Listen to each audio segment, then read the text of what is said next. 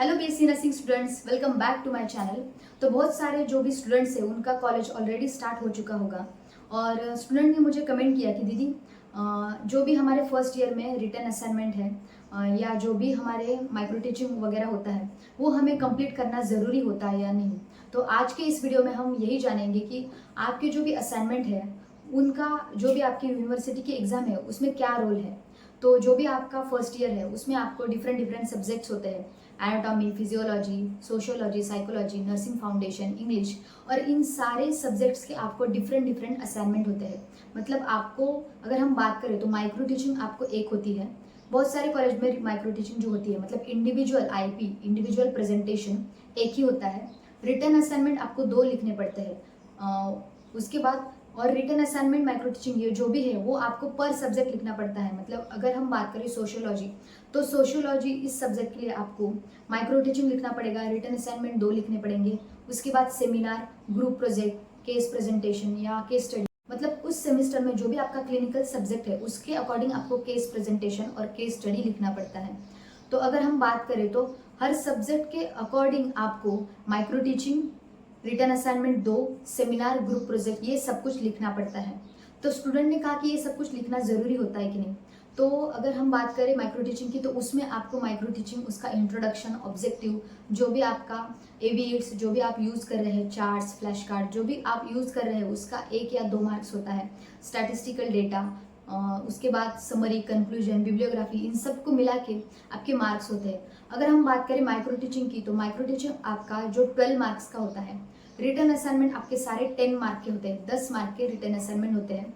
Group project जो होता है वो आपका 6 या 10, मतलब कॉलेज टू कॉलेज डिफर करता है। किसी कॉलेज में 6 मार्क्स के आपके प्रोजेक्ट होते हैं, किसी कॉलेज में 10 मार्क के आपके प्रोजेक्ट होते हैं। तो वो आपके ऊपर मतलब कॉलेज के ऊपर डिफर करता है कि कितने मार्क्स का वेटेज देंगे। तो इन सभी के जो कुल मिला के सब्जेक्ट के अकॉर्डिंग आपके मार्क्स यूनिवर्सिटी को जाते हैं।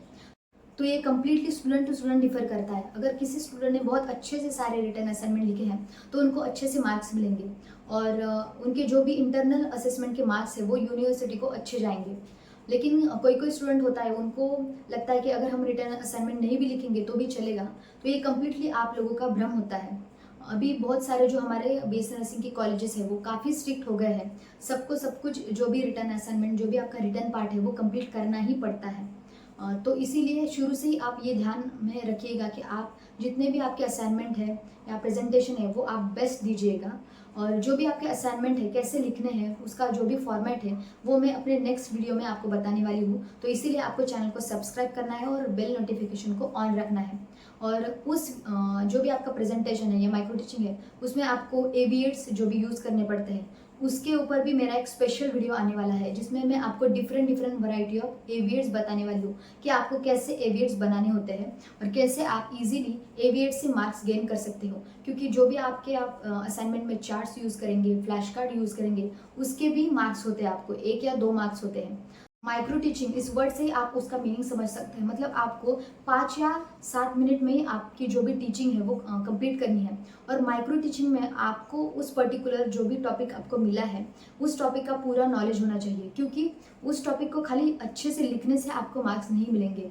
माइक्रो टीचिंग को आपको सारे क्लास के सामने प्रेजेंट करना पड़ता है और आप कैसे प्रेजेंट करते हो, और अगर किसी स्टूडेंट ने आपसे कुछ भी सवाल कर लिया तो उस क्वेश्चन का आपको आंसर करेक्ट आना चाहिए। इसलिए माइक्रो टीचिंग में आप अपने टॉपिक को पूरा थरो, मतलब जो भी डीप नॉलेज है वो लेके आपको माइक्रो टीचिंग अपने क्लास के सामने प्रेजेंट करना होता है। और जो भी आपके क्लास के स्टूडेंट आपको डाउट पूछ रहे हैं उसका आंसर भी आपको आना चाहिए।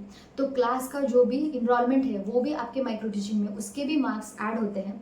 इसलिए माइक्रो टीचिंग में आपका जो भी क्वालिटीज़ होती है, लीडरशिप क्वालिटीज़ होती है या जो भी आपका स्टेज डेयरिंग होते हैं वो भी बढ़ता है। तो इसलिए माइक्रो टीचिंग में स्पेशली आप अच्छे से प्रिपेयर करिएगा अपने आप को। So as a BSc nursing student आपको काफ़ी सारे रिटन असाइनमेंट, काफ़ी सारी माइक्रो टीचिंग लिखनी पड़ती है।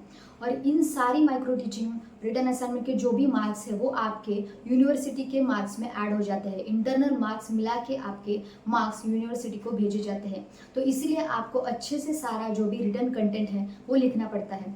अभी उसका एक पर्टिकुलर फॉर्मेट होता है और वो फॉर्मेट कैसा लिखना पड़ता है वो मैं अपने अपकमिंग वीडियो में आपके साथ शेयर करने वाली हूँ। तो